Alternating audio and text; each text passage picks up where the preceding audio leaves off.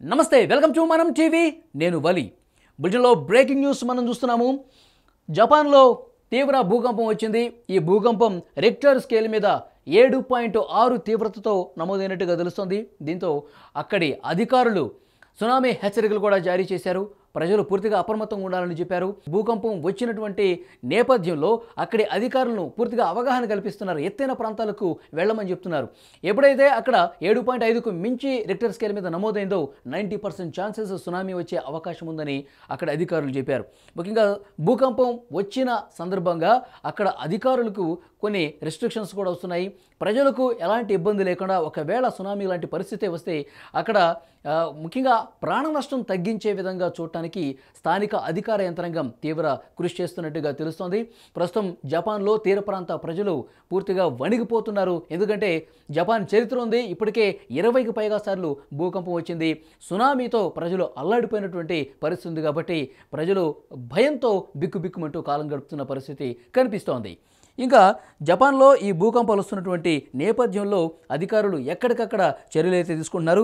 Japan వరుస భూకంపాలతో వణిగిపోతున్న పరిస్థితి అక్కడ కనిపిస్తోంది. స్థానిక కాలమానం ప్రకారం సోమవారం సాయంత్రం 4 గంటల సమయంలో భూకంప లేఖినిపై 4.0 తీవ్రత కంటే అధిక స్థాయిలో ఏకంగా 21 భూకంపాలు నమోదయ్యాయి. దీంతో ఇషికావా ద్వీపకల్పంలో వాజిమా పోర్ట్లో 4.21 గంటల సమయంలో ఇది జరిగినట్టుగా తెలుస్తోంది.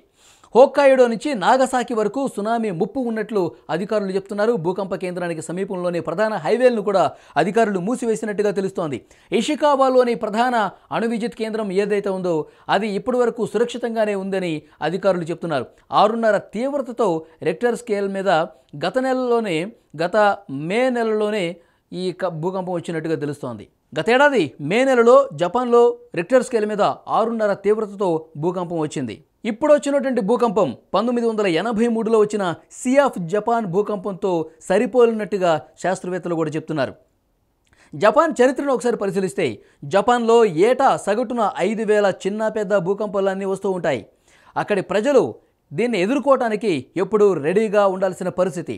జపాన్ పసిఫిక్ రింగ్ ఆఫ్ ఫైర్లో ఉంటుంది. సో 40,000 కిలోమీటర్ల పొడవైన ఈ రింగ్ ఆఫ్ ఫైర్లో 450 అగ్నిపర్వతాలు ఉన్నాయి. మెజారిటీ అగ్నిపర్వతాలు జపాన్లోనే కనిపిస్తున్నాయి. అవి నిరంతరం క్రియాశీలకంగా ఉంటాయన్నమాట. జపాన్ 4 కాంటినెంటల్ ప్లేట్స్ చర్యలతో సంబంధం కూడా కలిగి ఉన్నటువంటి పరిస్థితి కనిపిస్తోంది. అయితే భారత రాయబార కార్యాలయం ఎమర్జెన్సీ రూమ్ కూడా ప్రకటించింది. జపాన్లో తీవ్రత ఎక్కువగా ఉన్న నేపథ్యంలో సునామీ హెచ్చరికలు కూడా జారీ చేసిన పరిస్థితుల్లో టోక్యోలోని భారత రాయబార కార్యాలయం ఎమర్జెన్సీ కాంటాక్ట్ రూమ్ను కూడా ఏర్పాటు చేసినట్టుగా తెలుస్తోంది. భారత రాయబార కార్యాలయ సిబ్బంది ఫోన్ నెంబర్సు, మెయిల్ ఐడీలతో ఒక ప్రకటన కూడా రిలీజ్ చేసిన పరిస్థితి ఉంది. భూకంపం, సునామీకి సంబంధించిన సమాచారం కోసం ఎవరైనా సంప్రదించవచ్చని కూడా అందులో చెప్పింది. స్థానిక ప్రభుత్వ సూచనలు పాటించాలంటూ కూడా భారత రాయబార కార్యాలయం ఒక ప్రకటన రిలీజ్ చేసిన పరిస్థితి ఉంది. అయితే ముఖ్యంగా జపాన్ తీర ప్రాంతంలో ఇలాంటి పరిస్థితి ఉన్నటువంటి నేపథ్యంలో తీర ప్రాంత ప్రజలను పూర్తిగా అవగాహన కల్పిస్తూ ఎత్తైన ప్రాంతాలకు వెళ్లాలని చెప్తున్నారు. ఇప్పుడు 7.6 తీవ్రతతో భూకంపం సంభవించిన నేపథ్యంలో సునామీ వచ్చే అవకాశం ఉంది. ఒకవేళ అలాంటి పరిస్థితి వస్తే కనుక ప్రాణ నష్టం జరగకుండా ఏవైతే చర్యలు తీసుకోవాలో అవన్నీ ఎట్టి పరిస్థితుల్లో 100% తీసుకుంటామని అక్కడ స్థానిక అధికారులు చెప్తున్నారు. ఎత్తైన ప్రాంతాలకు వెళ్లాలని చెప్తున్నారు. ప్రస్తుతం మనకు అందుతున్నటువంటి సమాచారం ప్రకారం భూకంపం వచ్చినప్పుడు అక్కడ స్థానిక ప్రజలు లోపల ఇళ్లలో ఉన్నారు, బిల్డింగ్స్లో ఉన్నారు, కొంతమంది ఆఫీసు కార్యాలయాల్లో ఉన్నారు. భూమి కంపించినప్పుడు మొత్తం ఇంట్లో ఉన్నటువంటి వస్తువులు కూడా పూర్తిగా కదిలిపోయాయి. ఆ తీవ్రత ఎందుకంటే గతంలో అక్కడ ఉన్నటువంటి ప్రజలకు అనుభవమే కాబట్టి ఏ భూకంపం ఎలాంటి పరిస్థితి ఉంటుంది, దాని పరిణామాలు ఏ విధంగా ఉంటాయి ఆ ప్రజలకు చాలా స్పష్టంగా తెలుసు. ఈ నేపథ్యంలో ప్రజలు 7.6 తీవ్రతను గమనించారు. ఇది ఎక్కువగా ఉందని వాళ్ళు కూడా గమనించేసరికి బయటకు పరుగులు పెట్టారు. రోడ్ల మీదకి వచ్చి గుమిగూడిన పరిస్థితి కనిపిస్తోంది. ప్రస్తుతం అధికారులు అక్కడ స్థానికంగా ప్రజలు కొంత ధైర్యం చెప్పే ప్రయత్నం చేస్తున్నారు. సునామీ హెచ్చరికలు కూడా జారీ అయిన నేపథ్యంలో సముద్ర తీర ప్రాంతాల నుండి ప్రజల్ని పూర్తిగా సురక్షిత ప్రాంతాలకు తరలిస్తున్న పరిస్థితి కనిపిస్తోంది. ఎత్తైన ప్రాంతాలకు వెళ్లాలని చెప్తూ ఉన్నారు. సో జపాన్ గత చరిత్రను చూసుకుంటే కనుక ఇట్లాంటి సునామీలు వచ్చిన పరిస్థితుల్లో ప్రజలు ప్రజలకు ఎక్కడ ప్రాణ నష్టం జరగకుండా ఉండేందుకు తగిన చర్యలు అయితే తీసుకుంటున్నారు. భారత రాయబార కార్యాలయం కూడా స్పందించింది, ఒక ప్రకటన రిలీజ్ చేసింది. కొన్ని స్పెషల్ రూమ్స్ కూడా ఏర్పాటు చేసినట్టుగా తెలుస్తుంది.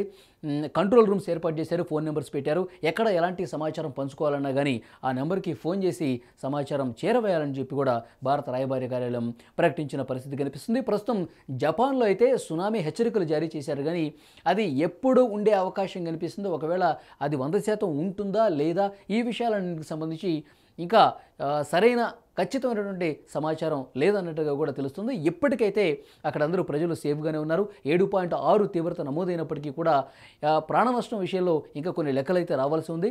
సో మరి కాసేపట్లో దానికి సంబంధించిన కూడా సమాచారం వచ్చే అవకాశం ఉంది.